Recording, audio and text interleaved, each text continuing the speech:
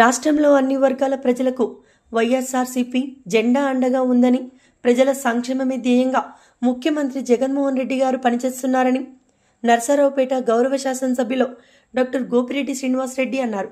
నర్సారావుపేట పట్టణంలోని 11 మరియు 13వ వార్డు అనగా ప్రకాష్ నగర్లోని వైఏపీ నీడ్స్ జగన్ కార్యక్రమం జరిగింది.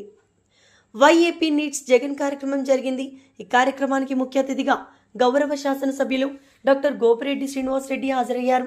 అనంతరం స్థానిక వార్డు నాయకులతో కలిసి వార్డ్ అభివృద్ధి డిస్ప్లే బోర్డును ఆవిష్కరించి అనంతరం వైఎస్ఆర్ కాంగ్రెస్ పార్టీ జెండాను ఆవిష్కరించారు.